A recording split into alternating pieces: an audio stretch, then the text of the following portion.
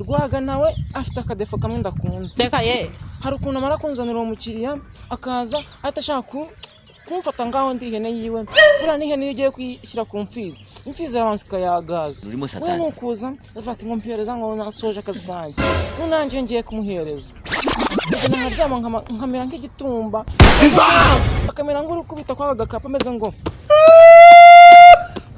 urumva nibere cyane nawe ariko so cyane none tanye no kundi nabwo rero Yesu we shu yo oh my god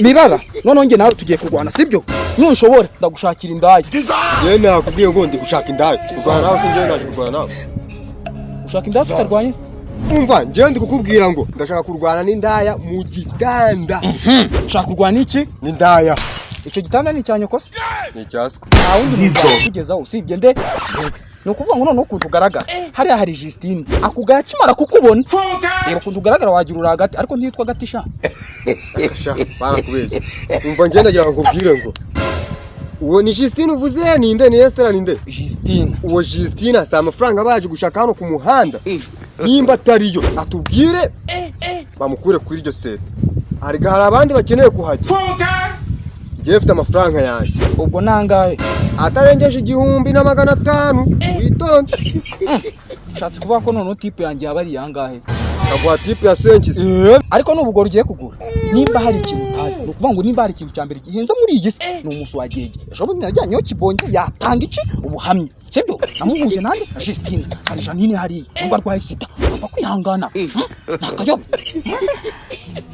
Wone ndi kuvuga urwaye sida reka ibya sida wapi reba ukuntu nimereye ndanyakiramo na sida ubita mbonuka noneho reba kuntu nimereye ngo kapitone kibonye none ushize musi wato yibara nka Mathias ariko kadurenga akagakingirizo Reka ye. ngaka akabonye kwirinda biruta kwivuza ese kuri kusoma nkaho byanditseho nibyo byanditseho babinanditseho ariko da hano hanze ngo rubi niko sha mwese ko mukoresha lubricated condom mwebe ko hari nesana ariko kagezweho gasubiremo gukana niko sha mwese ko mukoresha lubricated condom mwebe ko hari nesana ariko kagezweho akandi ko kujuje ubuziranenge izina ry'Imana ndakabwira Justine ko ariko akunda biramureba ndamuha ayanjye bikumva shaka ko anamugari no kuvuga ngo Justine kuko ariwe nakoresheje nanjye kano sinzi Janine ngo akunda kahe kuvuga ngo ni Justine ni yanga urashaka nde Janine yego Janine urwaye sida ngenda mujyaho reka ni izina rya Yesu aka natakemera leta njya gushaka n'indaya hehe hariya mu bitaro no kuvuga ngo nshimye ko ninjye komisioneri wazo nimba wanze kungurira ubwo nawe mu bitari cyonzi cyo ninjye ukoze iki ninjye uhayoboye Nyongotse n'inshuti nziza ubiragiye buriya afite umugabo we kugeze kumenyana ahantu bare umva nawe ndamukunze cyane nuko namugiriye impuhwe Reka ye. banara muri uyu mugabo ariko aryenje ikigabukiza we gifite amatuza yo dore ibisatsi mana we oh my god ndamugutuye shu Oh my god uracyari kuvuga kuri Rwagasi usibuka kwinjizamo ukajya wumva biri kukurya be ono hari ukuntu ayishyiramo ukajya wumva amaraso atangiye no kuza ihorere gishu ihorere yaratumye nanarira ntangane ya urumva utsaha ajya koresha tuvuta kwa bigenewe ajya asigaho hari kuri rugongo horohe hazi ububere urumva buriya tuvuta narwo nubwo numvise ngo turahenda ariko dukora akazi urumva ubutaha uzambwira ati Rwaga ujye uzana tuvuta nimba ndatuvuta ufite garinga igitoki cyo kuri Nyamango ntaho ngashaka abo numva nananiwe numva ngiye nagira mu rugo twajyana tukajya gufata akahagera mu rugo sha baby ntacyo birwaye turajyana gusa nyine ntahita ngaruka kuko hari umugabo dufitanye gahunda Reka ye. turamara gufata dina nka arayike nka saa 4 z'ijoro watongera usubireyo mfite ikigabo ndi buze kujya kurarana nacyo kucyanga aho ngusanga hose di ndakwishyura indaya nyiruzi kubyumva neza kuma shaka ibi byanwa man uzi yari kubikoramo aba ari fresh papa ndayamuha banayakoreye ukwezi kwanje ni ukuvuga ngo nawe ugira ukwezi nk'uko abagore umushahara k'umushahara. Ni ukuvuga ngo rero namaze kuguhereza detaye y'inda ebyiri mfite, sibyo? Hari inzobe, hari n'igikara. Igikara gifite amazi, inzobe yakoze iki? Yarumye. Ubwana wagira utaza amavoka. Urahitamo nde?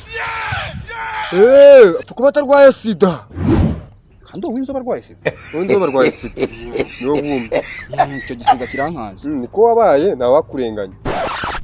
Komeza umbe detaye. Ni ukuvuga ngo namaze kubikubwira. Wowe urukara urushaka gushegera. Naramutikuye. Nakuyemo hariho amaraso. Ngira ngo ndi gutikura amabuye neza neza. Wasanga ari wari ufite ikibazo ahubwo. Aho ni wari urwaye imitezi. Kareka nta musore urwara imitezi, turwara mburugu. Kandi mburugu nari ndwaye narayivuje. Umva noneho rero kubwira. Ubwo ni ukuvuga ngo waramutikuye uvayo ufite amaraso. Teka ye. Rero ukakubwira ziriya ndaya zigira imikino mukundu ukajya ukabona kirakubumbiye amaguru wacomekamo bore gahita ishishuka. Ni ukuvuga ngo ushobora kuba yarambuye kuko nigeze kujya njyanye agasore ukajya kumutikura ari gatoya, banzi ko kareshyaga ariko nayo yareshyaga. Niyo mpamvu wasanga naramutikuye nandi kugira ngo nisugi kandi amaze imyaka 12 mu kazi. Isugi mu ndaya reka ushaka isigera y'ibyaro ikigiye papa ahubwo tuzika abantu bakera babakwaga make babakwaga make abo ngubu impamvu basigaye babakwa menshi rero bafite uburambe mu kazi. Ni ukuvuga ngo ndazanjye wamaze gukora iki? Wamaze kuzishima. Ibyo bintu ndabishimye cyane. Tipo ryo 500. Ayo sinayemera. Ni ukuvuga ngo utegire 5,000 nka kibonge birakureba. Kwanza kibonge namusizeyo sinzi nimba atahapfiriye ko bajyanye na Janine. 5 reka ntabyo naguha mwana. Ibaze ko wenda ubumwishyure amafaranga 500 igihumbi y'amanyarwanda. Wengo ya 5. Ikindi kintu nakubwira rero nuko amafaranga atayemera niyo bararugenda ahubwo byaba byiza we yagiye 25. Uri kumva murakorana none ni cyiza kuba cyiza. Uriya Justine we yishimye bamaze kumutikura neza kumva wayigejeje no kubwonko. Ubuta agwereza icyo bita tipu, agwereza tipu. Ni ukuvuga ngo rero we fatirana kibonge akiriye, urumva akura yishirayo ukura mu kisekara ikigagisha. None nimba hari n'ikindi kintu utaruzi, Justine tumaze gukorana inshuro nyinshi. Ni ukuvuga ngo kwingana ngo nani ko ikigagisho kiba kingana. Ni ukuvuga ngo nimba namuhuje na kibonge, buriya kibonge ukuntu agaragara wajyana impfizi buriya yamupfizuye. Ni ukuvuga ngo wowe kumeze buriya kawe se hagati ngiye gutya ameze rero ariko ikigagisho cyane kigizwe kireshya kirananuka. Wapi zimaze kwishinga ifasha umurego.